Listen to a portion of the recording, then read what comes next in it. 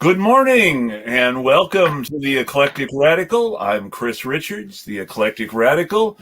This is my 100th show, and I've been trying to get some friends to show up to help me celebrate. And so far, here's the folks who have said yes. Maybe I should be disappointed that I don't have more friends, but it is what it is. No, I know it's a Sunday morning, and some folks just want to sleep in, so that's cool too. We've got Seth Sturm, former and again current chair of the West Virginia Indigenous Caucus in the Democratic Party, or pending the Democratic Party's complete meltdown being resolved anyway. Connor Exum, friend and colleague and author of Leon Trotsky's Revolutionary newsletter and podcast. Yes. And friend, former co-host, author and journalist Alex Suarez. Good to be here. How are you guys doing today? Seth, let's start with you. What's going on?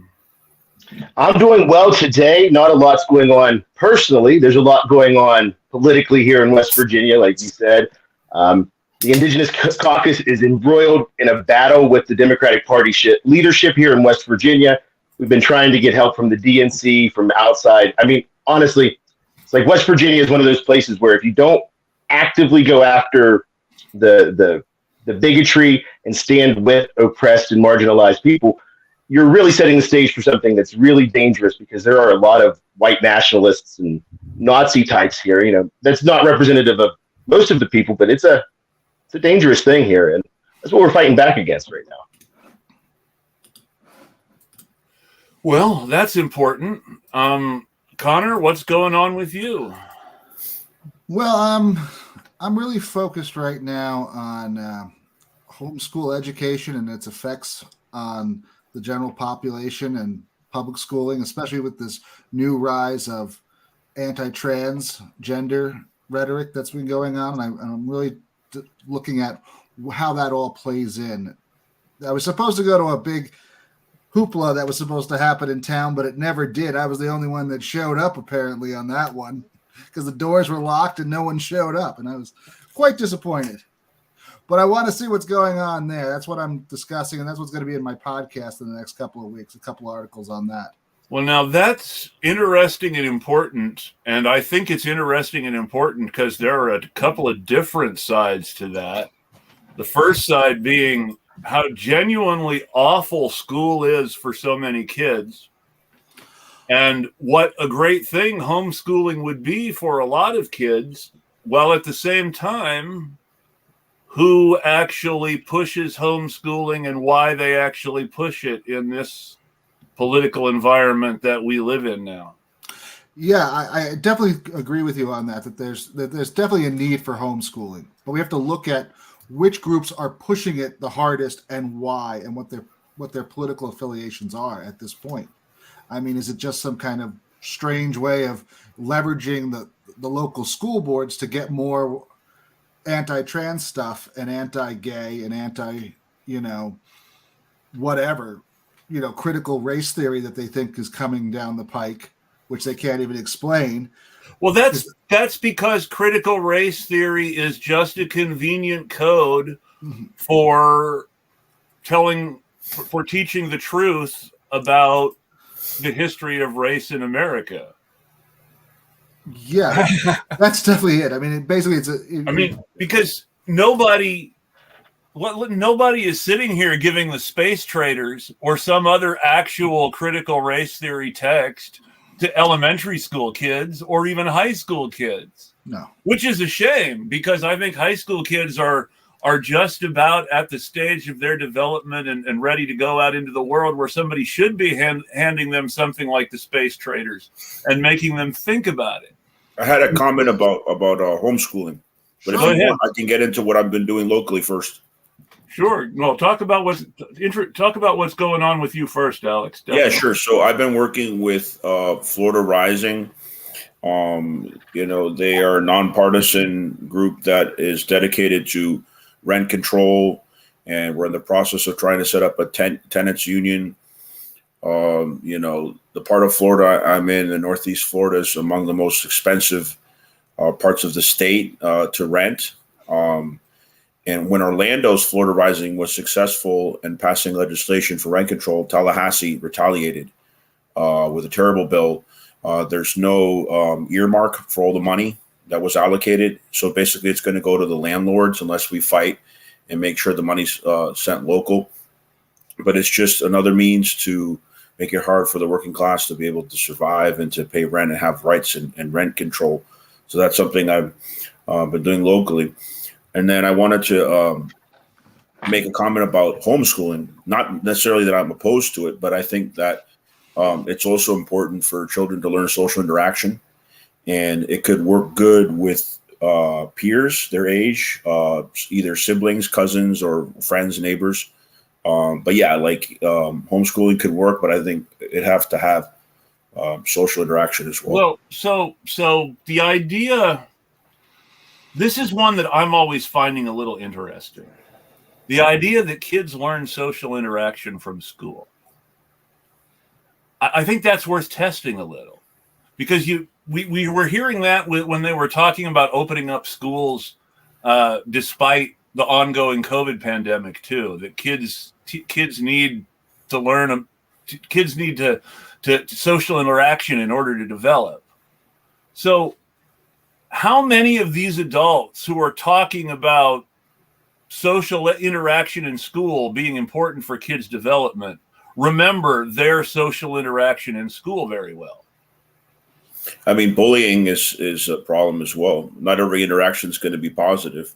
But this is my thing, though. It's like, yeah. So one of the biggest problems in our school system, the actual reason I was homeschooled and not any ridiculous religious garbage, is that the level of social interaction in our school system is least common denominator, uncontrolled, and is a duplicate of our elitist and racist larger culture, only in a microcosm where we get to see where oppression is active bullying, and not some complicated economic discussion that people are able to hide. It's kids yelling at each other and hitting each other. Well, it's also a valuable lesson, right? How you deal with a bully. Do you fight back? Do you defend others? If the bully's bigger than the yeah. But here's the problem, because the lesson that our school system tries to teach us is you ignore the bully and let it go on, because if you try to stop the bully, then you're making yourself a target of the school system. And teachers cannot touch students either to intervene. Like there's some schools that have some public schools that have security guards that are trained to come in and de-escalate, but the teachers themselves, when there's two students fighting, can only use their words to try to put a stop to it. Well, I mean, but there are all sorts of reasons why teachers shouldn't get physical with kids in most cases. Yeah, there's anything wrong with it. I'm just giving. But I understand what you're saying, and that's something where people need to use judgment on specific situations rather than passing these bureaucratic decrees that constrain everyone and leave no room for judgment. The problem is, of course, that if you let people use judgment, then you have to hold people accountable for their judgment. And the school system does not want to hold anyone accountable if it can possibly avoid it, except kids and parents. But that's different. More importantly, they don't want to be held accountable for someone else's judgment. It's true. That's just an insurance risk. Well, let's say a student slips on a banana peel and on campus at the school, and they get hurt. And it was on the school to make sure that banana peel was picked up. Oh, sure. And they have a means to sue. Yeah. Well, but that's the whole thing, is that if the school system is not preventing bullying, then, that's like the banana peel. And I don't think anybody's looking at it that way. The school expects to be protected from that by the court system, rightly or wrongly. I think that it's fair to say that the court system would support almost any ridiculous bullshit that was authoritarian and served the purpose of people in power right now. I mean, obviously there are some limits. There are some things even Trump's judges aren't willing to sign off on. And let's all take a deep breath and let it out slowly, and actually thank the universe or the power of socialist evolution or God, if you go that way, or whatever. And think that we should be glad that there are at least some things that are going too far, even for Trump's Nazi judges, from the Federalist Society's list. Because, I mean, that tiny bit of judicial decorum is really the only thing standing between us and the worst possible outcome every time. I had a question for Seth. Yeah. So I heard that back when the Carolinas were one state, that they separated North Carolina from South Carolina because it was, I guess, less economically viable than South Carolina was at the time. So they separated. Is that similar to what happened between West Virginia and Virginia, which were the same state at one point? So with that, okay, there's a lot of history about the separation between Virginia and West Virginia. At one point, I could have answered this question a lot better because I did some research on it. But it was basically, the split was something that was really controversial at the time, and it was ostensibly because of seceding from the Confederate States. You know, the Virginia wanted to do that. There was some sort of, I'll have to look into it, and maybe I'll send it to Chris that he can share. But there's an article I read about this. There's a whole history behind it, and it's complicated. Like the story we're all, just kind of told and tell each other is not exactly accurate as to the formation of West Virginia. There's a lot of local political conditions that come into question anytime something like this happens, and there's always a section of the elite that benefits from it, and that's why the decision was made that way. But at the same time, the basic facts are fairly simple and actually pretty edifying, as any American history stuff ever is. Virginia seceded from the Union on the basis that they opposed the U.S. attempt to relieve Fort Sumter and the exchange of fire that resulted. So they're basically saying we're seceding in support of South Carolina because of the federal government is trying to crush their secession.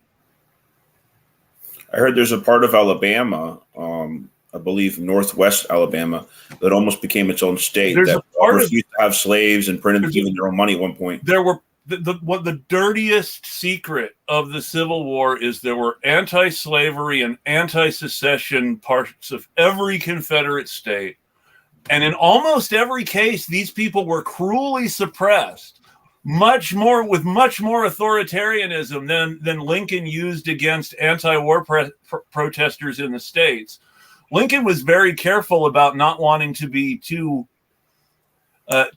He wanted to be authoritarian without being seen as being too authoritarian. So he was trying to find just that right balance. There's even a movie about it, New State of Jones. He put a lot of Free State of Jones. Free State of Jones. Yeah. He put a lot of arrest warrants out there and arrested a lot of people, and then he pardoned a lot of them and let a lot of them go. And it's interesting how Lincoln tried to find the balance between crushing this clear fifth column and at the same time trying to not just be persecuting his political opponents. So you had to actually do something fairly significant for Lincoln to crack down on you. Though they did send the governor of Ohio to the Confederate lines for treason and threw him out of the country for the duration of the war. Though he snuck back in through Canada. Always Canada.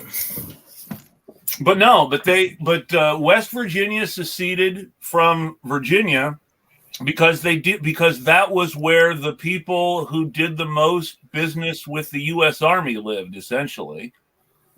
The farmers in West Virginia were people who sold stuff to the U.S. Army at the time, and they weren't involved. They didn't. They weren't involved in the tobacco crop in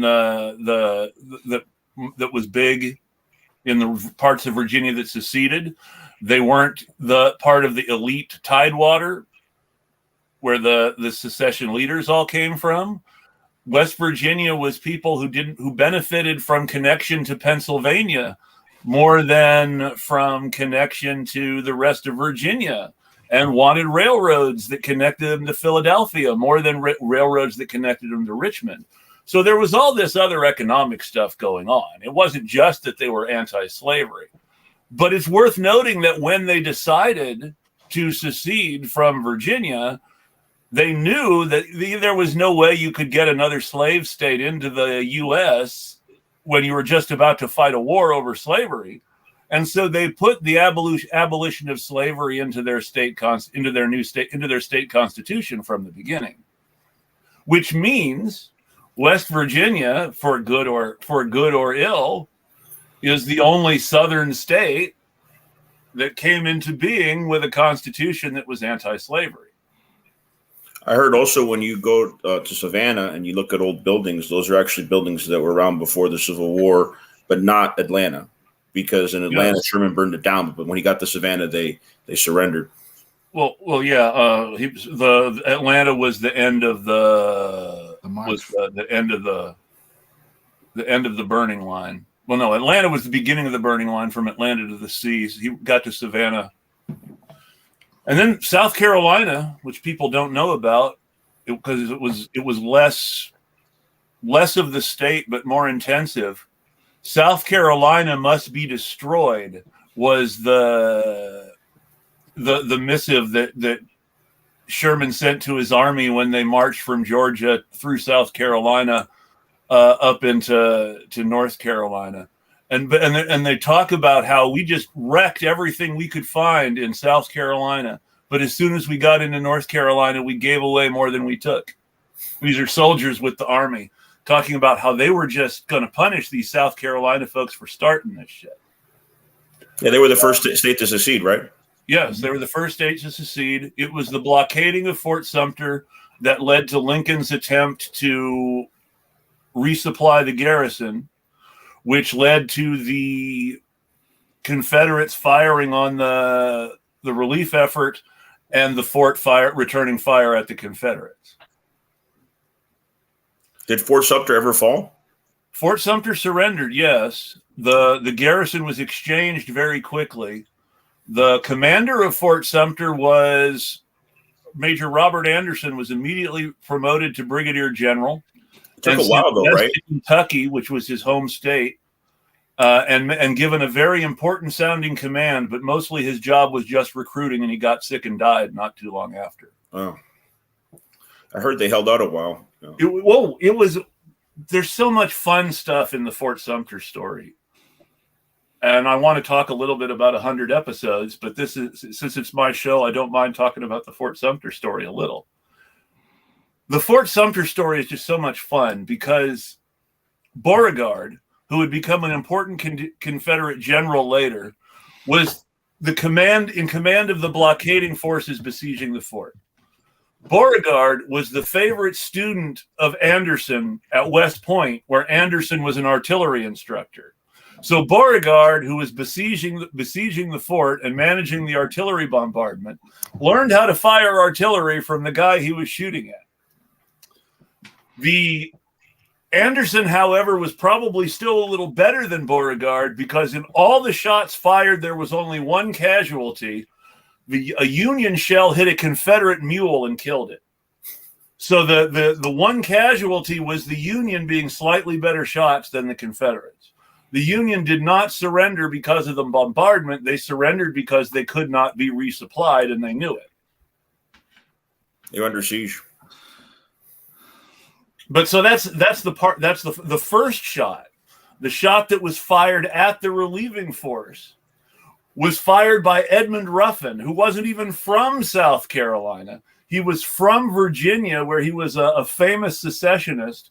He had come to South Carolina to join the besieging force as a volunteer and got the chance to fire the first shot because he was a senator and a former governor of Virginia, and so they wanted to let an elite have some fun. And Anderson, like I said, Anderson was the first the first Northern officer to surrender in the Civil War, and also the first Civil War hero of the North. So there's a double standard for you. At the same time, it wasn't his fault that he had no choice to surrender. I mean, they weren't going to be able to resupply him. What was he going to do? But it's still funny. But so 100 episodes. And the thing that occurs to me the most is that a lot has changed since I did my first stream. I did my first solo stream by myself in 2020 during the presidential primaries still, and I was talking to Isaiah James, who was running for a congressional seat in Brooklyn in the Democratic primary. And it was a great conversation. I wasn't paying for StreamYard yet, so we were trying to keep everything under 30 minutes, but it went well. Great candidate, great ideas. Veteran who really learned how bad war is for everyone on both sides the hard way. I used to do 30-minute shows too with Blog Talk Radio. But now when you do shows, you're used to at least 2 hours, right? Well, my last one was about an hour. My Sunday shows tend to be a little more controlled because people have stuff they want to do later in the day sometimes, so we don't run as long. But but sometimes, no, 90 minutes, 2 hours sometimes. But yeah, no, and a lot's changed since then. I don't know that I would I would still support Isaiah. He was great, but there's only a handful of people I would even talk to about Democratic primaries now as far as support goes. I wouldn't be as quick to support every progressive running as I was in 2020. And it's like I'm not even focused on third parties. I'm focused on movement building. I've kind of abandoned electoralism. Well, I mean, I'll be honest. With the exception of what it says about why there's not much point in participating in the electoral process at the federal level right now, I don't see much point in presidential elections.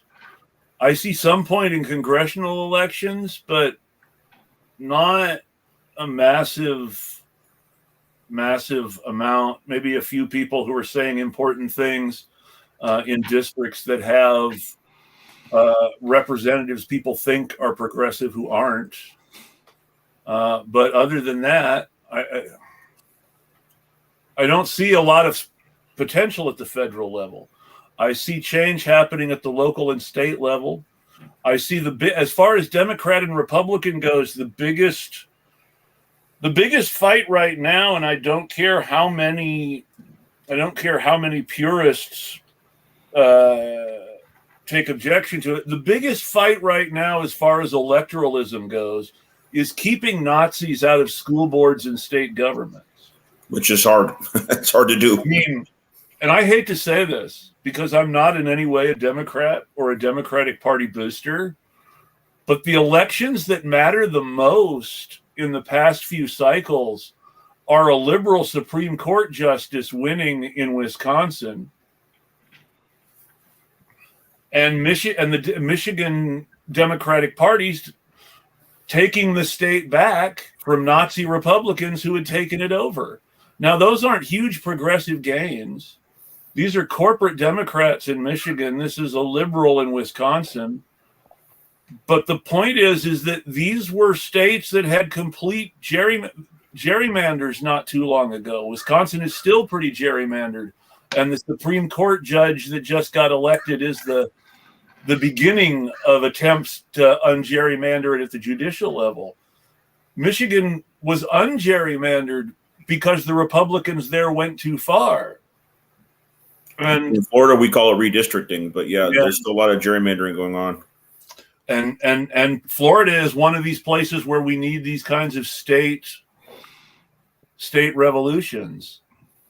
And every day Florida, more and more Republicans Georgia, move to the state and change the Tennessee. demographics. That's another issue. A lot of people are moving to Florida that are Republicans, was changing the dynamic of the vote.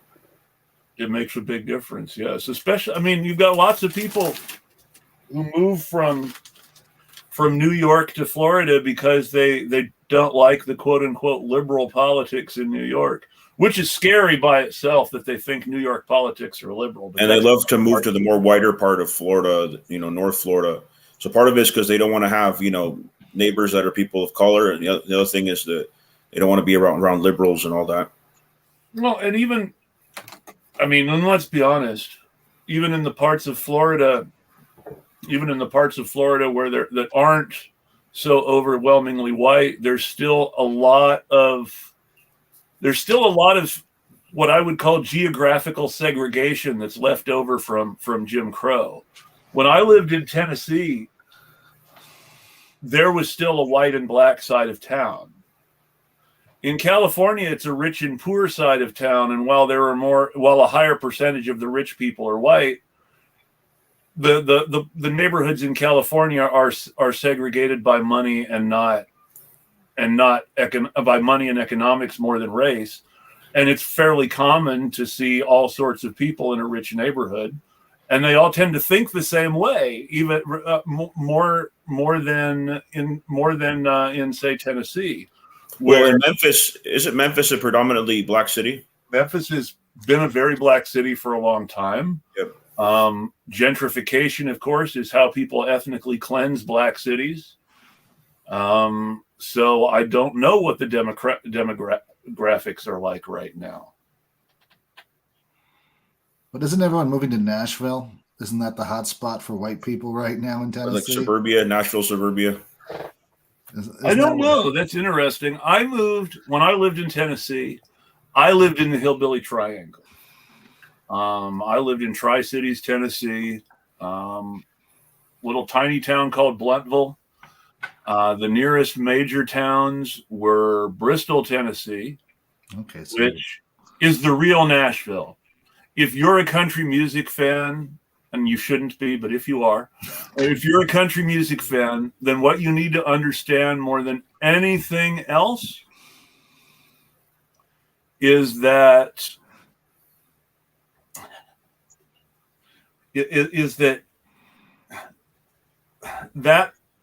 and my brain goes on me.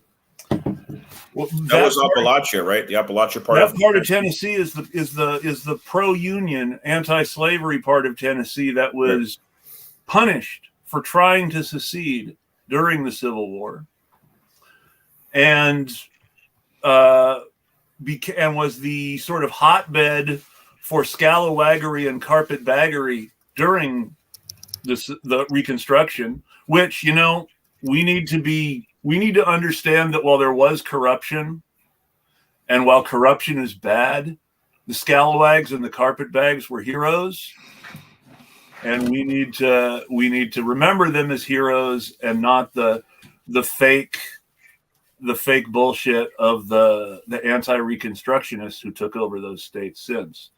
Because even West Virginia, which was the only state to put the abolition of slavery into its state constitution, even West Virginia was taken over by what were called redeemers at the end of Reconstruction. Even though West Virginia was never actually seceded and never actually had a Reconstruction government, they still had a large portion of pro-Confederate elites in the state who took power in cahoots with white supremacist Democrats in other states. And people do not talk about the Redeemers enough, or who the Redeemers were. The Redeemers were racist white supremacist Democrats who took power in the Old South after the end of Reconstruction. These are Dixiecrats? Usually at the barrel of a gun. Are you talking about Dixiecrats? In Louisiana, the Redeemers didn't have anybody who had the guts to stand up to them because of something called the Colfax Massacre, which is the real largest mass shooting in American history. The Vegas shooting it comes in second after the Colfax Massacre. And the Colfax Massacre was when a bunch of black people and their white allies were straight up murdered by the Ku Klux Klan for defending their own property. I mean, John Brown was a part of that as well. No, that John Brown was before the Civil War, and he was dead. He was an abolitionist, and he was very much dead. The Dixiecrats. The Dixiecrats came later. The Dixiecrats were the Democrats who, basically, the simplest way to put it is it starts in the 1940s under FDR, 1930s, where the Dixiecrats were the Southern Democrats led by FDR's vice president from Texas. Why can't I remember his name? He was a very definitely was not Wallace. No, Wallace is later. Now I got to look it up. I'm sorry. It wasn't Johnson. There was two President Johnsons, but no, it wasn't. It was, and I should remember his name because he was a very famous Speaker of the House before he was vice president. And the idea was John Nance Garner. That's right, John Nance Garner. So John Nance Garner was the first great Dixiecrat leader. He was FDR's vice president. He was from Texas. He hated FDR and had a very high opinion of himself. When the nomination was announced, FDR for president and John Nance Garner for vice president, Nance Garner's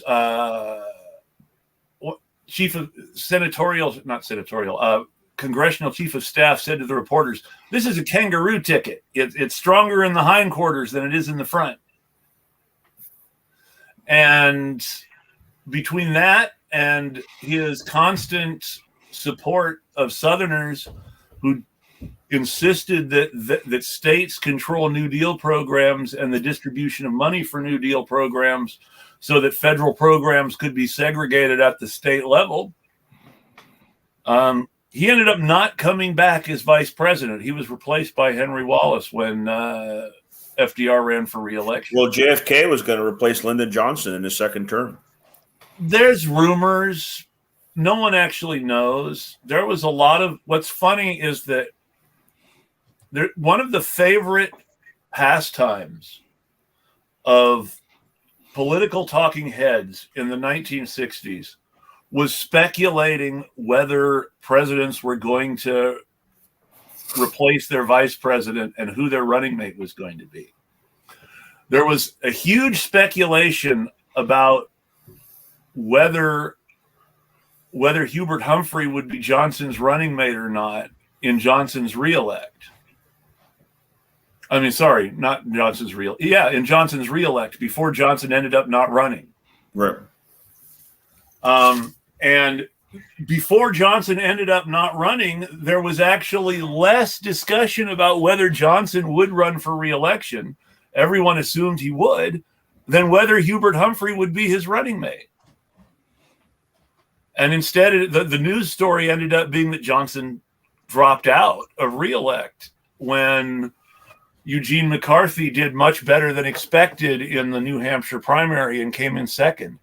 And also Bobby Kennedy entered the race. That changed the dynamics. Johnson had already dropped out when Bobby Kennedy entered the race. That's one of the things. Bobby Kennedy entered the race because Johnson dropped out on one level. I like that you've been tweeting, Chris, about how both Marianne and Bobby Kennedy Jr. are wrong. These are the only two Democrats that are running against Biden. I like that Biden has competing forces against him. Biden, I see really as a pathetic figure, but that doesn't mean that Marianne or Bobby Kennedy Jr. are saints either. I want somebody. The trouble is, I have a thought, but I want somebody else to go with it. So I'm going to ask a question, and anybody who wants can try to answer it. Do Marianne Williamson and RFK Jr. remind anyone a little bit of Joe Walsh and Bill Weld? And if you don't know who Joe Walsh and Bill Weld are, that's okay. Because, almost no one else did either unless they were on Twitter. But they were running against Trump for the Republican Party nomination in 2020. They really make a difference, right? No, well, that's yeah. Well, that and I was thinking of the other Joe Walsh who ran in '72. Well, when I think of Joe, the first Joe Walsh I think of is, life's been good to me so far. That's exactly it. Yeah. Yeah. but that's not the Joe Walsh who ran in 2020. No. But he should have. Joe Walsh should have got that one. He could have gone with that. Life's been good to me. There's some. I know there are actually some problematic and problematic things about Joe if I really wanted to look them up. But hey, he wouldn't be a bad Republican primary candidate. It would shake everything up. And with Biden, it's like the emperor with no clothes, right? I mean, they presented him with a football and a jersey the other day, and he took the jersey and just kept walking. They're like, "Mr. President, where are you going?" Like he's supposed to sign this football with these people, and they're all pretending that he actually functions and can put a sentence together. But RJ doesn't like Marianne either. These people that talking about Marianne, yes, Jeremiah Johnson. I cannot get behind Marianne. We aren't love Jedis. We could be love Jedis. I don't see something like love Jedi isn't the problem I have with Marianne. But Renee is getting to the right direction. Where is it? Here it is. I cannot either. I just don't trust her. So let's be frank. Marianne Williamson made her money in the spiritual self-help business in an interesting niche. So there is what was at one point considered a sort of new agey, sort of power of positive thinking, revamp of Christianity for the general public without having to be Christian. It was really big for a while in the 70s and 80s called A Course in Miracles, or ACIM. And it's important. And before you talk about Marianne Williamson, you have to talk about ACIM a little bit. Has anybody ever read the book A Course in Miracles or even heard of it? I've heard of it. That's one of the books she wrote? No. She latched on to it. So I read it a long time ago. But basically, it takes the most uplifting, feel-good, no way to spin them badly things Jesus said, and says that you can make your own miracles in life by believing in your power to succeed and the power of the universe to bless you if you bless other people. So it's really very goofy sounding stuff, but it comes from a good place.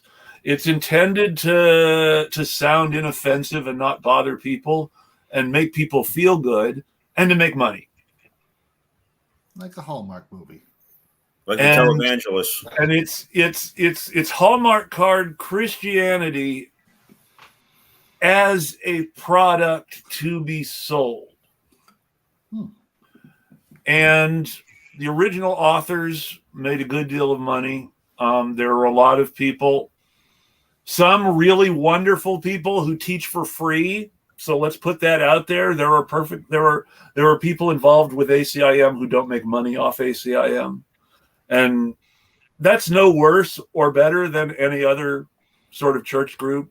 Shouldn't religious institutions be taxed like in other countries? Oh, yeah. Tax all the churches.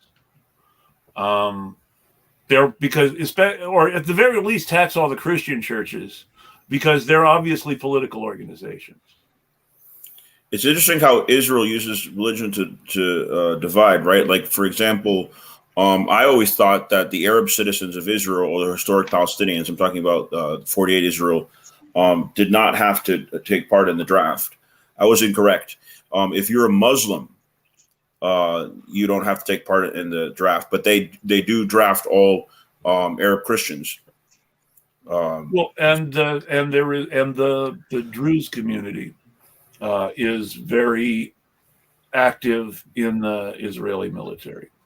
Oh, I didn't know that, but I know there's a number of Druze in the Golan Heights. And that's more complicated because the Druze are geographically and politically divided based on location. There are the Druze in the Golan Heights were part of a group that still considers the Golan Heights part of Lebanon, and were allied with. And it's so hilarious how these weird factions sided because up. the Druze are Muslims. Yeah, I know that. Well, the Druze are their own group that isn't quite Muslim or Jewish, but is sort of their own group with similarities to both. Aren't they originally from Georgia, from the Caucasus, the Druze people? No, now you're asking questions I'm not entirely sure of. What I will say is that the Druze tend to be politically grouped by their location. The Golan Heights Druze were allied with the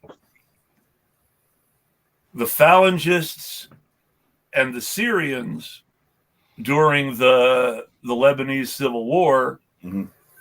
And so they side with the Syrians in the Golan Heights and say that the Golan Heights are still Lebanese. And the Druze tend to be aligned with the Golan Heights. Druze tend to be sort of aligned with Hezbollah as a result. The Druze in Israel have a relationship of working very closely with the Jewish settlers and Sabra for mutual defense during the 1948 war, and have what they call a pact of blood with the state of Israel, and participate heavily in the military. I heard Hezbollah is very pro-Syria as well. Right? Well, so because Syrian. So the thing you have to remember about the Lebanese Civil War is that the alliances are weird and make no sense. You had the Shiite fundamentalist party and their militia was aligned with Israel. That was who Israel was supporting in the Lebanese Civil War, is the Shiite Muslim fundamentalists. And also the Catholics. Or the No. The Christian Phalangists were allied with the Syrians. It is so weird and messed up. Yeah, but not all the Maronites were Phalangists, no? No, well, that's where it gets more complicated. But the Phalangists claimed to represent the Christians and were the Christian political party in Lebanon prior to the Civil War and ran the Christian militias during the Civil War. And they were aligned with the Syrians because of the Israeli support for the Shiite fundamentalists. Because they weren't the Orthodox Christians. You were talking about the Catholics. Right? Well, so Lebanon, the Christian majority in Lebanon is Catholic, and it always has been, because Lebanon was French. Lebanon was French during the days. I hate it when I can't talk. Lebanon was controlled by the French government after World War I. And because of some stupid thing that both Lebanon and the French government took very seriously, that was just some personal thing for Napoleon III, the French were officially the protectors of the Christian population of Lebanon, even in the Ottoman days. Which is interesting and weird. And it was an ego thing. Napoleon III convinced the Christians in the Ottoman Empire to declare him their protector instead of the Russians, who were was the nephew of Napoleon I. Well, it was Napoleon III doing an FU to Tsar Alexander III. And that's the beginning of French involvement in Lebanon. Though in the Middle East it goes back to Napoleon I. That's true. Yeah, and Napoleon, the Bonapartes weren't even ethnically French. They were Italian Corsicans. He was born Bonaparte. Yeah. So, you could argue that Hitler was Germanic, even though he was Austrian. But the Bonapartes were not French, not ethnically. No, the Bonaparte. Well, that's the whole thing. And so Corsica is complicated. There is a Corsican ethnicity and a Corsican language that a handful of people have tried to keep alive. During the French Revolution, there was a short-lived attempt at a Corsican republic, for which Bonaparte, who was not yet calling himself Bonaparte, was involved. His one of his military mentors was the governor general, was the leader of the revolution, the Corsican Revolution, but he ended up siding with the French after a whole bunch of double dealings. Corsica ended up becoming French because it was that nobody wanted to give it to any of the various Italian factions and make them stronger. Yeah, Napoleon's older brother by 1 year was an Italian national because Napoleon was like born the year that Corsica became France. Remember, there was no such thing as an Italian national then. Yeah, Italy was divided up, right? So, but I'm saying like the French nationality was given to Napoleon because of when he was born. If he was born a year earlier, he would have been. If he had been born a year later, he would have been a subject of the Sardinian monarchy. Right. Yeah, Sardinia was controlling Corsica before that. Yeah. Joseph Bonaparte was born a subject of the Sardinian monarchy. The second brother, he made him king of Spain. Lucian, the guy he made his older brother king of Spain. Lucian is the second brother who nobody knows about. Lucian was king of Holland. Oh yeah. And the Dutch called him Good King Lucian and liked him because he stood up to his brother as king of Holland. Holland, they called them the Lower Countries, which is confusing because Holland's in Northern Europe. Well, but do you know why they call them the Low Countries? I don't know. This is good. Connor? Yes, sea level. The dike. Oh, the sea level? Okay. The dike. Sea level. Yes, because it would be flooded if it weren't for all the dikes and canals. Yeah, just like with Venice, you have all those canals to prevent it from flooding. Well, Venice was a swamp. Venice was the worst swampland in northern Italy. The reason that the city that's now Venice was built where it is because that was the awful land that the Lombards were able to get as part of a deal with the Pope, and then they ended up using that as a launching pad to take over most of northern Italy anyway. A lot of northern Florida is happy with Venice. Like northern Italy. It'll soon be Venice if we get any more water. What's that edict you mentioned in the chat, Connor? An edict? The Balfour? Yeah, what's Balfour, that? The Balfour. Oh, you mean the Balfour Declaration? Yeah, I just put edict by accident. You said etiquette, I got confused. You're talking about the British Prime Minister, right? Yeah, and the promises he made to Palestine. Well, the splitting up of all of the Middle East is what it did. Yeah, the Sykes-Picot. What's it called? The Sykes-Picot Agreement between the British and the French. It established the British and French mandates. It established the Greek sphere of influence in what's now Turkey and led to the ethnic cleansing of the Armenians of the Greek the Greek population of Turkey. Yeah, and also they went after the Armenians because they consider the Armenians agents of the Turks. Agents of the Russians. Well, and that's so it's the so-called Turkish War of Independence gets really complicated. The thing to remember is that it all started because the Greeks allied with the Allies solely because the Ottoman Empire was allied with their enemies, and the Ottoman Empire was the Greeks' enemy. And so the Greek alliance was intended to take all sorts of territory in what's now Turkey back from the Ottoman Empire and put Greek cities, and this is something that we don't always remember because of the ethnic cleansing at the time, Greek cities like Smyrna and Constantinople back under Greek rule. Now, this was a nationalist thing, and it ended up causing more problems than it solved because restoring Greek rule led to the so-called War of Turkish Independence and the ethnic cleansing of the Greeks. But the Greeks were doing there were lots of Greek atrocities against Turks too. And there was Turk atrocities against Greeks. The Greeks were good guys. The invasion of Cyprus in 1973, the Turkish invasion of a Greek island.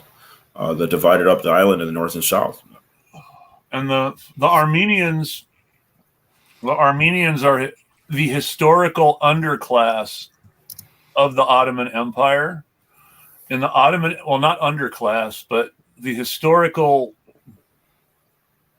disenfranchised middle class is the best way to put it. Palestinian Muslims and Armenians fulfilled the same social function in the Ottoman Empire that Jews filled in Western Europe during the Middle Ages. What about the Kurds? They had privileges.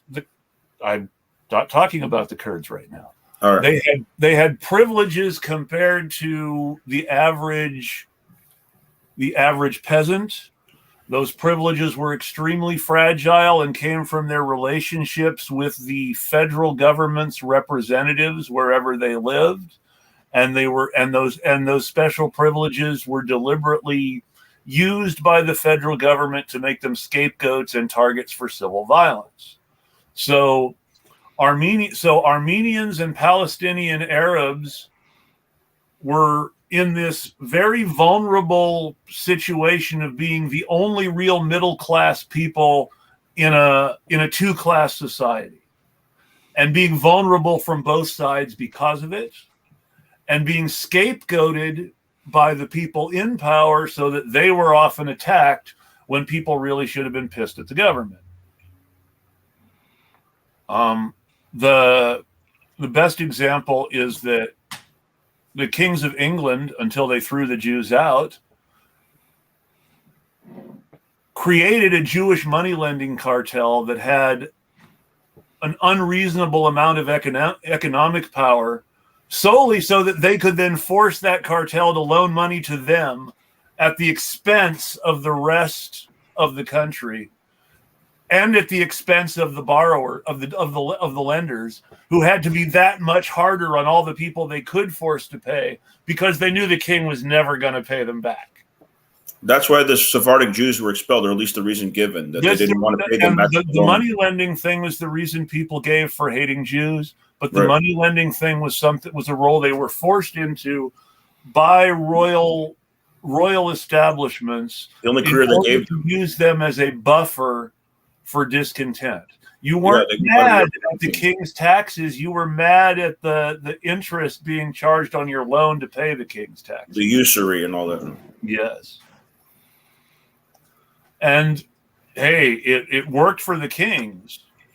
And that the legacy of anti-Semitism today is because, the kings deliberately scapegoated people for things that they were benefiting from more than the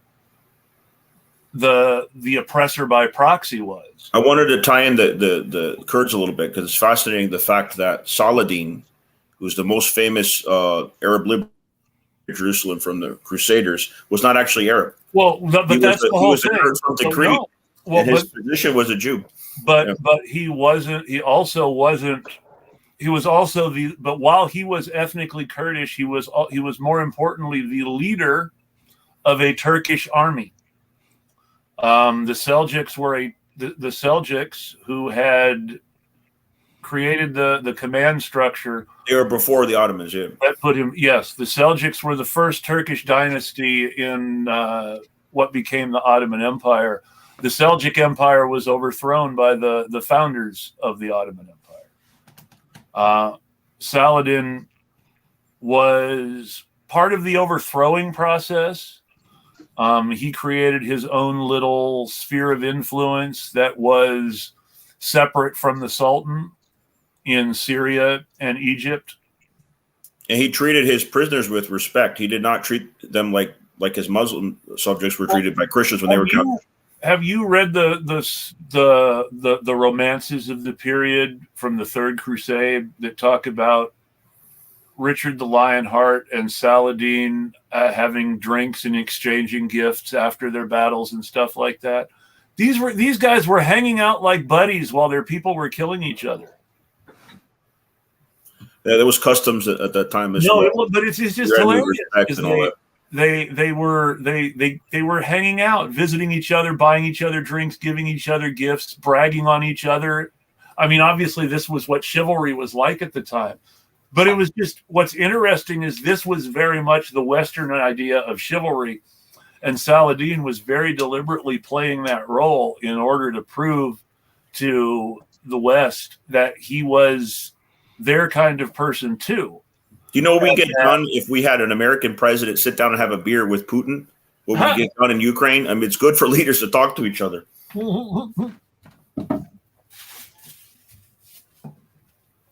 You would think, at least. Yeah. But at the same time, there's an element of farce in knowing that Frederick the Great of Prussia was exchanging letters with the royal family of England. No, Barbarossa wasn't French. Yes. Right? He was Germanic. Emperor Barbarossa, the Third Crusade. Yes, he drowned during that crusade. I think he drowned in Turkey. He was trying to cross a river. He was crossing the. I think they were crossing the Danube. I don't think he got to Turkey, but maybe. Oh, okay, the Danube in Europe, yeah. But I remember he drowned. Seth, let's talk. Yes. Let's talk about Elliot Pritt for a moment or two. And I know Yes, I'm sorry I couldn't jump in there, guys. I don't know anything about history, really. Chris and I are big history buffs. Yeah. It was a good conversation. I enjoyed it, but I couldn't help. Yeah, no. I think we do need to talk a little bit about the dark side of what's happening at the state level. Mm-hmm. Right. Elliot Pritt, yeah. And a Democrat at the state level in North Carolina, whose name I don't remember, but who gave the Republicans control of the state house with her switch.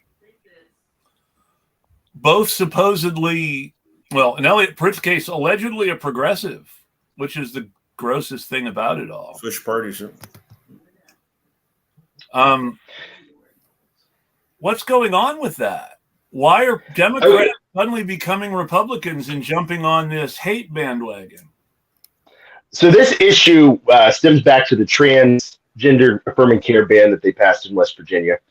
And Elliot ran as a progressive. He used to be in the Mountain Party, which is the West Virginia version of the Green Party. He ran as a Mountain Party candidate once or twice maybe, and then he ran as a Democrat and I think lost, and then he ran this time as a Democrat and won.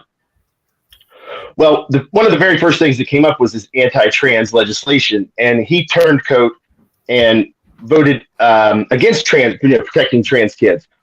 And then this all happened at a time too. Like, I think people need to take a step back and take a look at this, because what a lot of people were angry about, and the reason that I've heard Elliot wanted to leave, he left the party, was the reaction to his vote against protecting trans kids. So Elliot turned and switched over to being a Republican in response to the criticisms levied at him. But there's also been this outcry from people to the Democratic Party leadership here about why were they not whipping the getting the votes together, making sure that there were only 11 of them. They should be at least trying to figure out how to best message this to the people and protecting trans kids in the process. But instead, we have them completely ignoring this issue almost. There's a few people who have been strong on it, but they're in really Democratic districts, gerrymandered to be their Democratic districts. So it's relatively safe for them. So our state party chair, now this is another interesting thing. As this is all going on with Elliot, where he made the bad vote at the end of February or mid-February, sometime in there, at the start of March, our state party chair, there's a trans woman who's the vice chair of a county executive committee for the Democrats. The chair of the executive committee was a man. By law, they have to be male, female for equal representation. He resigned or left. I'm not sure exactly how he left. The state chair put in a woman for that seat and forced the trans woman, who was rightfully elected through the committee process, out through. She says he made her feel unsafe, and that was threatening to publicly humiliate her for her gender identity. All this stuff. So that kind of like shines a light on why the Democrats aren't rallying around this issue if they're resorting to these tactics to maintain power or to create power. And it's the same thing that we're experiencing in the Indigenous Caucus. These things are all tied together. And right now, there's a culture of white supremacy in the West Virginia Democratic Party, to be honest. And that's something that, I know that the Democrats have their problems. I know that we're not going to be the ones saving everything. But like right now in West Virginia, there's a really super majority of GOP, and these people are.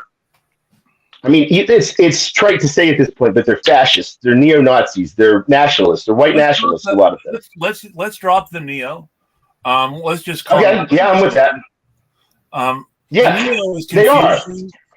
And the thing to remember is that there were American Nazis before World War II and during World War II, and none of those people were arrested or punished in any significant way. They weren't expelled from the country for being Nazis. American Nazis just quietly rebranded themselves as Cold Warriors and libertarians and kept their heads low. Yeah, and so that's what we're up against here in West Virginia, is that they're coming back. I mean, we have I think it's 89 Republicans and 11 Democrats, and I don't know if Elliott Switch made that number, if it's now 90 and 10. Either way, there's no chance for there to be an opposition to the GOP right now. And like, I don't know, it's triage in West Virginia, because if we don't try to do something to get some power back from them and back into the hands of the regular people, the people who represent, I mean, you have people here, polling shows that we support, democratic principles, but we don't have politicians that do it because people just don't get engaged in the civic process. And maybe tell me if I'm wrong about this. I don't know what you're my source. You're one of my only two sources for West Virginia politics, 2 or 3. So you'll have to correct me if I'm wrong. The Mountain Party, like some other state Green parties, has had its own historical problems with with LGBTQ plus rights, haven't they? I honestly don't know a lot about the Mountain Party. Beyond my own interactions with the chair of the party, see, I was never really too involved with the Mountain Party. I just haven't been. And the few interactions I've had with the state party chair, former state party chair for them, wasn't positive. It was her defending using a racial slur against indigenous, using a word that is a racial slur against indigenous women to describe something. And a couple of Native Americans, real Native Americans here in West Virginia, were trying to tell her there are other names and maybe we could start using those. And it just went offensive. It wasn't even, she wasn't open to hearing it. And that was when I was like, I'm not even going to waste my time with the Green Party, because there's already these institutional problems like the Democrats have, but there's none of the institutional power. And that's something that, to me at least, matters as we fight these things. As pending review or whatever they're going to do, eventually I'm going to be a Democratic Party official again, if I'm not right now, based on how all these things turn out. But racism with the Greens of Florida. It depends, what group you're talking about too. I'm not trying to make a blanket statement, but yeah, even among third parties, you've had experiences like that. Well, I mean, now I know that the chair of the Florida Green Party was a black guy, but I also know that there really wasn't much going on in the Florida Green Party at the state level. That stuff that was happening was local activists doing stuff on their own, if at all. Yeah, because a lot of they were focused on supporting Jill Stein the 2 times that she ran. She got a lot more support in Florida the second time. But when it came to local candidates, the Greens were not that successful. I think they had like 1 water commissioner in Tampa, something like that. Yeah, they have a mayor of Baldwin Park and a city controller of Los Angeles. Oh, that's Green. Interesting. Well, I think I think the city controller is technically an independent, but he was Green when he ran for Congress and some other runs. And his political mentors are Greens, but he ran as an independent rather than being affiliated with the Greens. The mayor of Baldwin Park, who won in 2020, was running as a Green, though. Anyways, I've committed to about an hour, so I'm gonna head out. I just wanted to announce something and head out. But congratulations on your centenarian show, 100 shows. That's very impressive in over the course of 3 years. And it's good to have been a co-host for some months with you as well last year to help out with the show. And the only other thing I wanted to announce, as I've talked previously with you, Chris, about on your show, is that we have an event coming up here in Gainesville, Florida, on the 6th and 7th of May, which is next weekend, Saturday and Sunday. and we've called it Rage Against Imperialism. As some of you know, on the 18th last month, we went to D.C., Dustin and I, to share flyers with comrades, including members of the Uhuru movement, who we hope can take part in the anti-imperialist workshops that we're going to set up on a camp outside of Gainesville. Interestingly enough, my group, Revolutionary Alliance, was mentioned by Uhuru after the FBI indictment as one of their first supporters. So that was an honor. That's great. Yeah, and so I continue to support them and all those striving against imperialism. And let's get this out there, because I don't think enough people are talking about this, and I've tried to mention it here and there, but I haven't talked about it as much as I should. Everybody should be supporting Uhuru right now. There is absolutely no reason that the only people charged with actually being Russian agents during the 2020 election should be black socialists who have no interest in Russia whatsoever. They live in St. Petersburg, but not St. Petersburg, Russia, St. Petersburg, Florida. Yeah. Well, and beyond that, they're saying that because they're Russian agents, because they took money from this specific group, but they're taking money from this specific group doesn't mean that they're doing it to disseminate misinfo. It means that they're poor revolutionaries taking money from anyone who will support them, and they're trying to get their own message out. I mean, they have individual supporters that fund them. I haven't seen the receipts of supposed money. I think the indictment. I haven't read the full indictment. They're really saying that because of their views and because they took a trip once to Russia when they were going to Africa. Well, and they were paid. They were paid to go to Russia the same way that Jill Stein and Carter Page and several other people were paid to go to Russia as part of the general attempt to make Russian media part of the world media and involve these various international figures. I don't know that if they chose to me, that's not the same thing as being paid, right? Like, for example, I agree. Well, but nobody ever paid me to go to Venezuela. Here's the standard, though. But when I got to Venezuela, we had, free hotel included. But that's not the same thing as paid, I think. Yeah. But here's the most even simpler than that, because here's where the racism comes in. If the Carter Page standard is the standard for being a foreign agent, why has Carter Page still not been arrested and charged? Right. Well, it's been a pleasure, guys. Take care, comrades. Take care. So if we're targeting black socialists in Florida on the Carter Page standard and we're charging them, where are the charges against Carter Page? Well, and what's wild is if you look at that, the charges that they're facing carry a steeper sentence than the people who created the misinformation that they're charged with disseminating. Well, but here's the whole thing. So let's talk about that. So what are we mad at? What is the U.S. government mad at Uhuru for specifically? Does anyone know? Actually, I don't know what the charges are. So the charge is that they're paid Russian agents because the Russians paid for them to attend a media conference in Moscow. It's a similar event to the one Jill Stein attended. It's very similar to the several events Carter Page attended. This sort of international meet and greet between business people and media people and weirdos from America. I say weirdos from America because these are all folks who do have things they want from Russia, but in general, they're people who want things from Russia in order to advance their own agendas, not people who are part of a Russian agenda. And Russia is giving oxygen to their agenda because they believe it benefits them to do so. So the specific stuff that Uhuru was saying that people are mad about is the 2016 black people shouldn't vote narrative. Now, Uhuru doesn't believe that black Americans should vote. They believe that Black Americans should organize locally for their liberation and try to actually fight the system. As for where their money comes from, I don't know 100%.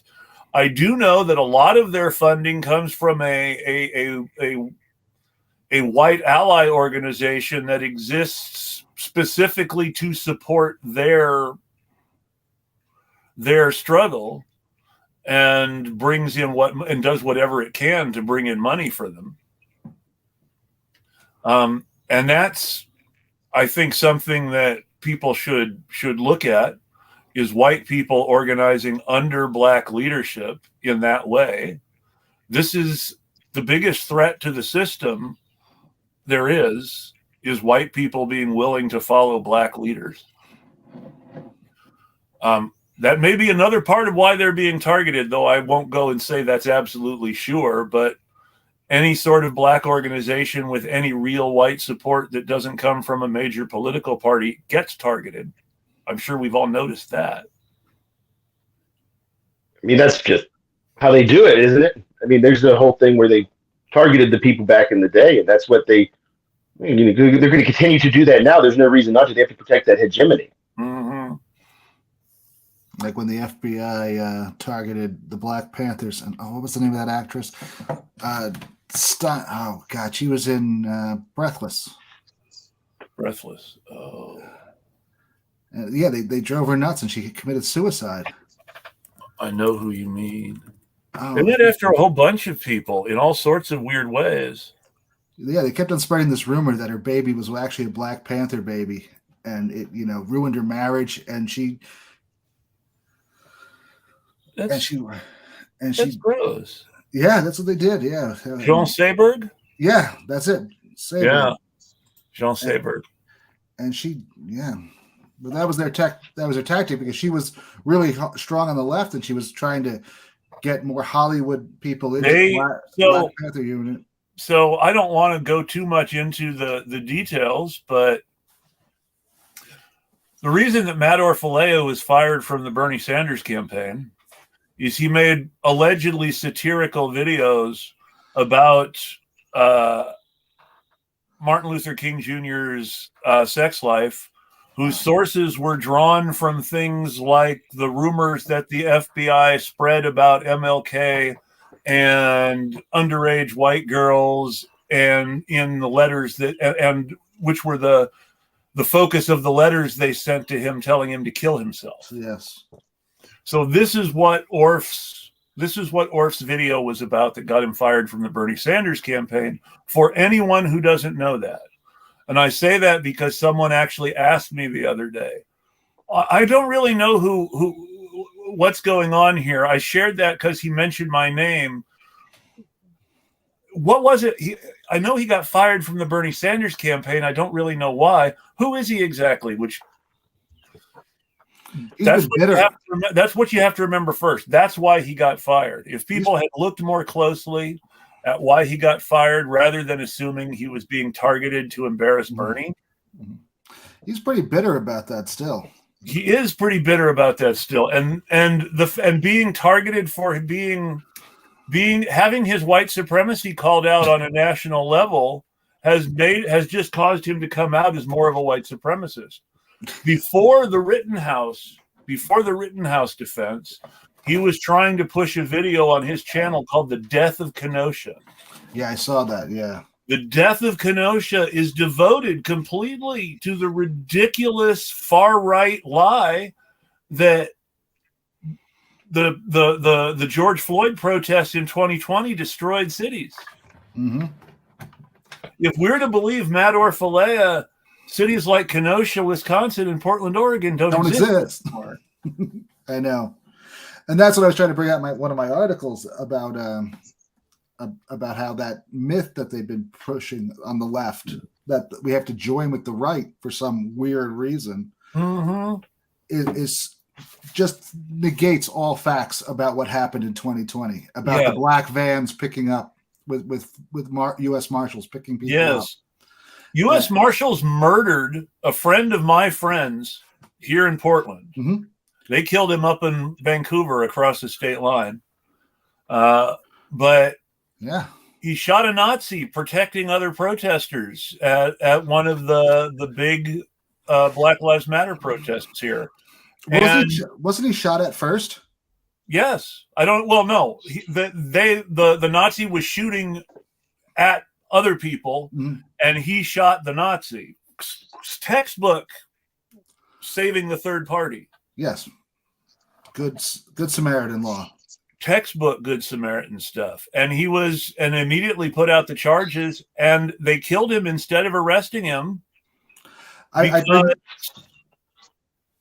he was a leftist. Let's be honest. The guy in Florida, the guy in Texas gets a pardon, the sergeant. Yes. And this guy gets shot, and I put that in my article as well about that incident. I mean, so when I hear a guy like Chris Hedges whine about, exactly lynching the deplorables, they're not being lynched. That's the thing. When Chris Hedges writes that the January 6th trials are some unjust lynching of innocent, well-meaning people, this completely ignores the fact that in Portland, that a man was murdered by the U.S. Marshals for shooting a Nazi. He was a friend of my friend Amanda Seaby. Mm-hmm. Other friends of hers have been killed by Nazis. When Chris Hedges or Max Blumenthal or Jimmy Dore, people who never go to real protests unless they're Nazi protests. I take that back a little bit, because Jimmy Dore was involved with some of the Medicare for All stuff. And I believe that while his involvement ended up damaging it a great deal, I believe that was a genuine protest that was unfairly smeared by a lot of people. It's important to understand that Matthew Heimbach, who was the guy who people used to smear by default, even though he never attended and was never invited to a Medicare for All march, actually attended the Rage Against the War Machine rally and boothed with the Center for Policy Innovation. And as you know, there's evidence that he was he was in communication with Caleb Mopan and who else? And Nick Brana. He claims to have been in direct. I believe that. I don't know that anybody's seen the proof the way they've seen the proof with Caleb, but not with Caleb. But I mean, he mentions it. Hey, Paula. On a podcast that he did that I have saved, that he was there and he was in communication with both the Libertarian Mises Caucus and Nick Brana, and they were not going to be focused on, but they were going to have a place at the rally. And lo and behold, they had a place at the rally at a booth. So, well, the booth again was at the after party for the Center for Political Innovation. The Center for Political Innovation is Caleb Mopan's right, but I'm just saying. But they had a booth at the rally too. They were selling memorabilia and other stuff at the rally, and that they talked about that, how they were going to go there and they were going to sell stuff and they were going to and they branded it as recruiting. They're wow. using the term patriotic socialist, which is Mopan's term. Mm-hmm. And have you read some of that stuff that they wrote? How about you, Seth? Have you read any of it? That they no, I've not read any of their stuff. Oh, I'll send you a Substack later. It is crazy stuff. Of course. Yeah, no. And disgusting stuff. Well, they've toned it down. They keep it, they've gone way over towards the old David Duke routine where they're just, we're just a club for white people. Yeah. And then you have Nazis openly hanging out in the crowd. And black people saying they're not going to go because of these sorts of things, getting attacked on the internet for saying, I'm not going to go. There's going to be Nazis there. Like, no, there won't be Nazis there. And then there are Nazis there. The Nazis. And apparently, more importantly, almost all of the people who showed up were Mises Caucus or LaRoucheite connected Nazis, and there was no real left turnout at all. Well, I guess the only left turnout you could say is maybe Jill Stein. Well, and that's the thing, is that the so-called left turnout was speakers. And let's talk about some of the speakers, because I'm going to offend a lot of people who really liked Jill Stein in 2016 and 2020, and I don't care. So let's talk about some of the left speakers. The most legitimate left speakers dropped out or were forced to drop out by their organizations once it became clearly aware who Nick Brana and Angela McArdle were. Even people who may possibly be angry at those of us who suggested they not go for saying they did not go still understood the problem enough to not go. I kind of got when I invited him to participate in something afterwards, I kind of got the feeling that Matthew Ho might have been a little mad at me for some of the things that I said about the rally, but I didn't get that feeling because I spoke to him about it too. It's good. I mean, he didn't seem to understand at first, and I said, "Well, here, look what." And then he announced he wasn't going very quickly after people started showing him links. Renee showed him one too. Mm-hmm. I was like, I mean, even the Reason magazine says the Mises Caucus is bad. And that's really the thing. It's because these aren't just your ordinary garden variety libertarian Nazis. These are the Nazis that even the other Nazis say, hey, you're a Nazi. And that's what we're talking about. We're talking about the people who are so upfront about it, they scare the other Nazis. That's true. And so Dennis Kucinich spoke with them. So let's talk about who Dennis Kucinich is a little bit, because I like Dennis Kucinich, but he has problematic qualities that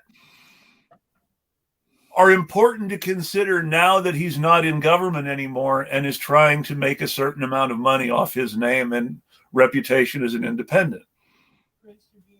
Okay, babies.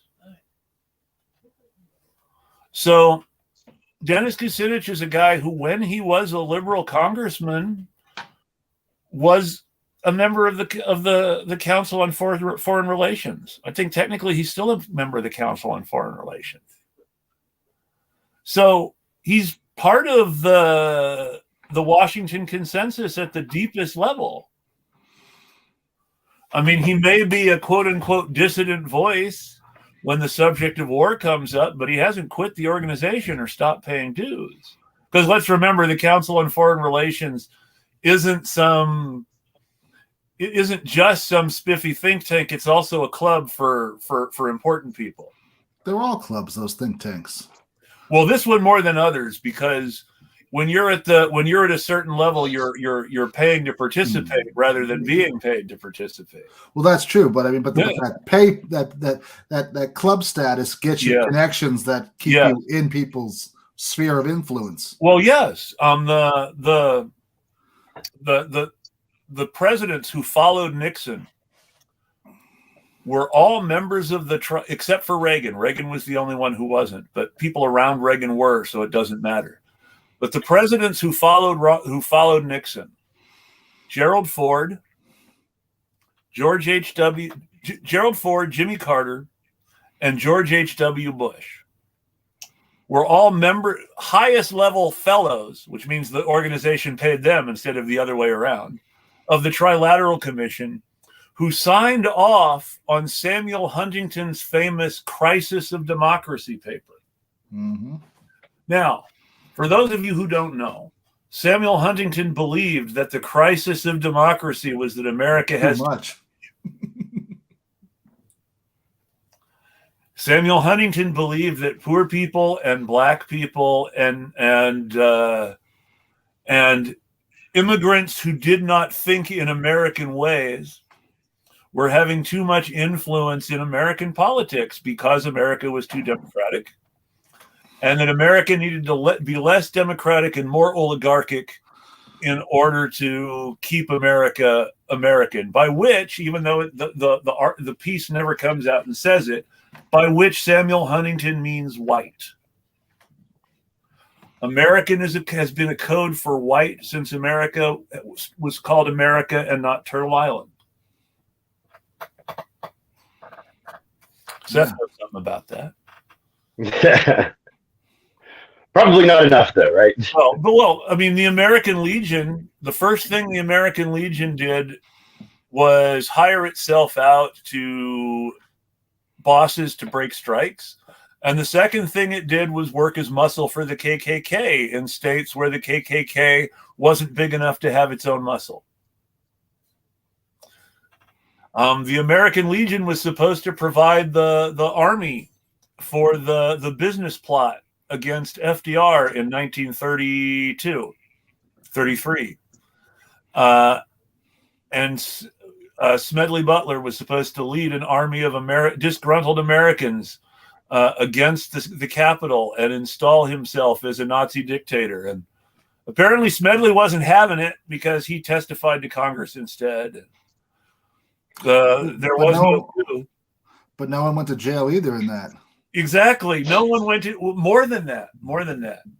Averill Harriman, one of the central figures, would become one of FDR's close confidants and would influence Truman and JFK in massive ways. Yeah. Well, if you can't shoot them, become their friends. And so this is Averill Harriman was the director of the very first private equity firm, which doesn't get talked about enough. And let me look that company up again now so that I can. Private equity is a problem for sure. They didn't call it that then, but it was a very elite investment firm for the best of the best. It was very much. No, they didn't. Very much private equity before private equity was a thing in those terms. Where is it? That's the problem. Is that Brown Brothers Harriman? That's the one. Brown Brothers Harriman. Technically, they were a law firm. They were really a super elite investment group. They were tied to all the big brokerage houses on Wall Street. Again, they were private equity before there technically was such a thing as private equity.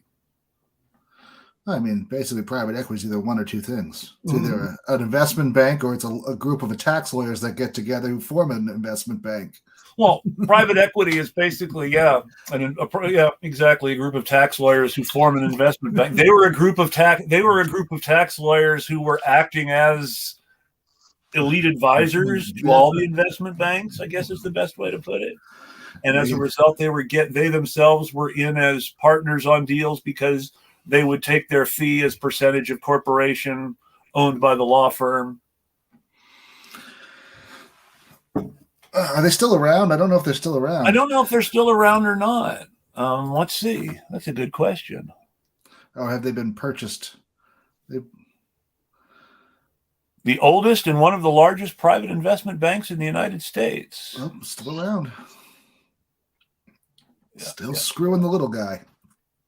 Yeah, and of course, Prescott Bush was one of their directors. He was not a member of the partnership, but he was on their board because he was important.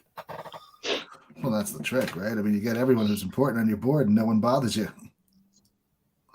I mean, who is that? What was that? I think I sent you a group of this, what were they, the constitutional think tank, constitutional, and had Jeff Bezos's stepfather on it. Yeah, had Bill Clinton and Joe Biden.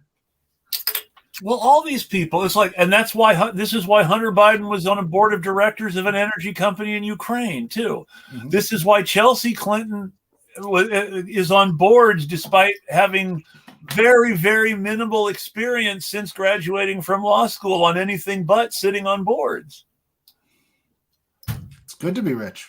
It's really good to be rich and have powerful parents and for there to be a little bit of influence, even just a little bit. Access to the top is enough. Bill Gates's family wasn't top of the top rich. They were just in the right position to have access to lots of close personal friends richer than them who loved their son. And were always there with a bag of money when he needed to be bailed out. Yeah, people don't realize that those corporations, right, like Microsoft, I mean, he got some really sweet deals up front. I mean, he bought Microsoft Word from a guy in Missouri for like $50,000. He got a licensing deal from a company that no one has ever heard of now, for what we all think of as the original MS-DOS operating system. Yeah, that was it. And then it was licensed. He licensed it from another corporation. But he was smart because he knew they were going out of business. Yes. So he knew the license was going to die out very quickly, and they would never be able to fight it, and it would become his. All sorts of stuff like that. How Microsoft Windows was a licensed Xerox operating system, and by licensing an older version, they were able to avoid a conflict with Apple's patents. Mm-hmm. But Apple also got a good deal on that too. Apple went to Xerox and got the whole GUI thing. They gave it to him for some ridiculous reason no one can ever figure out. Yes. Well, because they didn't think that they knew how to develop it. They weren't a computer manufacturer. They had no experience making computers. They were really happy to let this guy who built computers in his garage and his fast talking buddy have the software for a song, because they knew those people had the hardware and could do something with it. Well, yeah, I mean, but you really have to.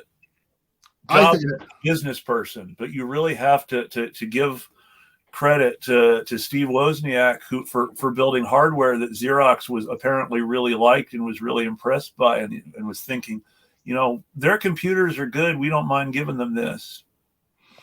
And it didn't hurt that at that time Xerox was still king in the business industry. Everyone was still making photocopies. Oh yeah, and they figured that was how it was going to go, no matter what. This was going to be just a small portion of the business. No reason to apologize, Renee. You have a great day. Thank you so much. And, we'll have another chance to talk. Don't worry. Have a great week. And then, and you hear all this wonders about businessmen. You think to yourself, well, this cult of personality we've created around them needs to go. Well, this whole celebrity culture where we create cults of personality around everyone needs to go. I mean, it's not just. Oh no, it's not. It's not just. You see it with politicians, you see it with business people, you see it with media figures. It's one thing when you love your favorite rock star or movie star and build an elaborate fantasy around them, and it doesn't seem so harmful. Hollywood has made money off of it for years. Hollywood used to run lots of content for movies that was just Hollywood talking about Hollywood. Yeah. And it still exists in the form of things like Entertainment Tonight magazine. I still can't believe that show. I remember when it had, what's his name on it? John Tesh. Who's now gone off, all of that stuff. Who's now gone off to ruin our lives with his horrible music. So, you know what? I mean, this is the whole thing. It's not that John Tesh's music is objectively horrible. It's that, no. It's that John Tesh's music is objectively good to a certain standard, but that it is not to the taste of anyone who's alive today. Geez. It's John Tesh would have done very well in the 1920s or 1930s. He would have been seen as cutting edge and amazing. I don't know. I kind of see him as a 1970s lounge singer myself right now. Hey, But that would have been seen as cutting edge and amazing in the 1920s. It would have been. So that's the whole point, is that if it's really this, he's behind the aesthetic. It's like, I hate to say it because he's a joke in so many ways. David Hasselhoff, despite not being good in the sense of, okay, David Hasselhoff is an objectively good singer who does not pick content that is objectively good by American standards, but is a huge star in European countries where he hits the aesthetic just right. Now, mind you, we should all be terrified that David Hasselhoff is a big hit in Germany and Austria. That should frighten us. We should be interrogating the content that makes him a big hit in Germany and Austria and look deeply at whether there's anything problematic there. But he's successful for a reason, whatever that reason is. Right. And, I don't even know anything about his music, but I'm assuming that there's not. It's terrible. I mean, and when I say terrible, it's not terrible because he doesn't have a voice or he can't sing. It's terrible because it's the most simplistic, mindless bubblegum crap. I mean, it has a song called Looking for Freedom, which is just empty and meaningless Hallmark card stuff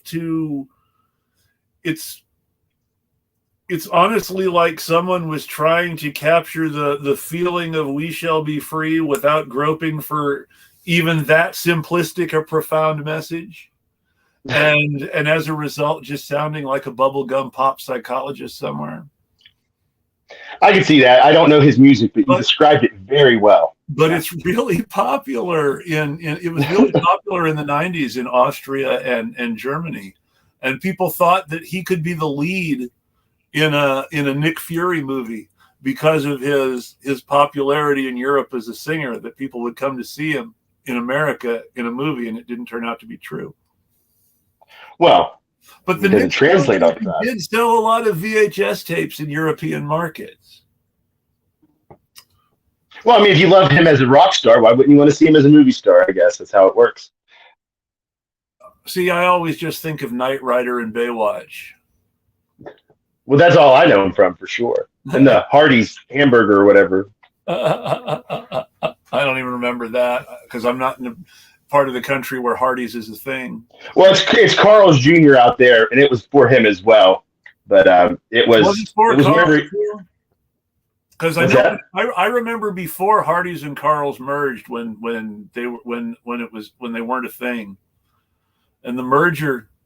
The Carl's Jr. bought Hardee's because they wanted their biscuits. Wow. I didn't know that. Carl's Jr. had never sold breakfast, and they wanted to sell breakfast. Their previous they had experimented. I got to duck out. I have an emergency with my father. I'm sorry about that. No, it's not. He has heart failure, and I just have to go take him to the hospital. Well, I will think good thoughts. I hope everything goes well. Thank you. I'm sorry about having to duck out. So no, I'm just going to wrap soon anyway. So I hope everything goes well. Yeah, no, that's terrible. And thanks, Paula. I really appreciate it. And I don't want to go on and do have fun and do too much laughing now because I'm worried about my head too now. Yeah, I mean, yeah, that's awful to hear.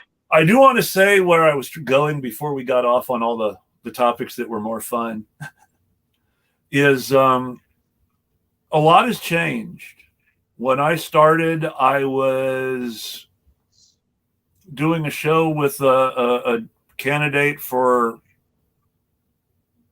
a Democratic nomination for a congressional race. Now I wouldn't have 9/10 of Democrats on my show. a lot changes. There are people who I was close friends with then, or I thought I was close friends with then, who I don't talk to now. I don't talk to two of my three co-hosts. That's depressing. There's a lot of stuff that changes over that time. One of the things I've seen is is people who came together because of their feelings about Bernie in 2018 and 2019 and thought they were a movement in 2020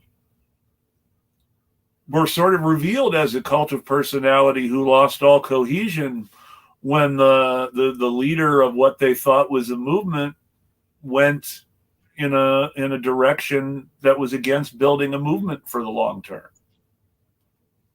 When Bernie endorsed Biden, it all fell apart. And it all fell apart because Bernie was never what his most radical supporters wanted to make him. Yeah, it's truly depressing. That's one of the things that I realized because I was a big Bernie supporter, and whenever he endorsed Joe Biden, it was at the worst possible time. I hadn't even got a vote yet in the primary. Really depressing. And you've seen just the decline in our spaces, in these left spaces where we had been, I don't know, kind of a force, and now it's just like completely fractured. What happened is that the people who were going to back Biden no matter what started targeting very viciously and in very hostile fashion the people who were not willing to support Biden. And they did so using exactly the same tactics that Bernie people were angry at Hillary Clinton supporters for using against them in 2016. Right. And it was that kind of trolling our own supposed allies that started it. And again, it started with liberals who were going to support Biden no matter what and didn't want to hear anybody talk about other possibilities, closing ranks and saying, hey, we're going to go back to the Democrats. Yeah. And that's like, it is awful, but that's a terrible way to look at it. It is unfortunately probably true, but there should be some. I don't know if there's optimism. I don't know if there's hope. While the liberals started it, reactionary elements in the Never Biden crowd then turned out to be as bad or worse. You start seeing people talking about working with the right because they're so pissed at the Democrats. That's not rational thinking. It's like we were talking about, like Connor was saying before, it's not rational thinking to ally with people who the government murders you to protect. If the government is willing to murder you to protect Patriot Prayer, then how can you rally against the government with Patriot Prayer? They're on the same side as the government. The government's willing to kill to protect them. Right. There's a disconnect with these people. It's like you said, reactionary to the point where anything that's done, if it's anything that hurts the Democrats or the center, is good. So the far right is good to them. It's just I don't know that necessarily. I mean, some people have turned, but I think a lot of people really do just think like we're closer together than we are to those people that have the establishment. They hear Tucker Carlson say fake populist things and criticize the war in Ukraine, and they forget that Tucker Carlson wants us to go to war with China like yesterday, and wants us to go to war with Iran like yesterday, and was in favor of every U.S. intervention ever. And that matters. And that's why nobody should be rehabilitating him. Punished for being anti-war. No, and that's fucking stupid. Don't say that. Right. It is. And I mean, I don't use that word often, but it really is, because there's nothing in his history that says he's anti-war. except he's anti this war, and like that's all they're hearing. Well, It's but that's crazy. the thing is that a lot of the people who say they're anti-war are anti this war. Where are they on Yemen? Mm-hmm.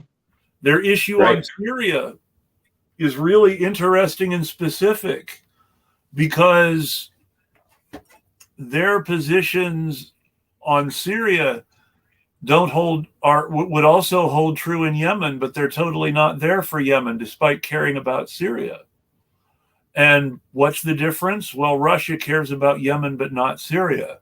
So I think there is an element out there that is more interested in taking a pro-Russian line than in taking a liberatory stance for Americans. But I think those people are all white. Those people are Jimmy Dore and Max Blumenthal and I'm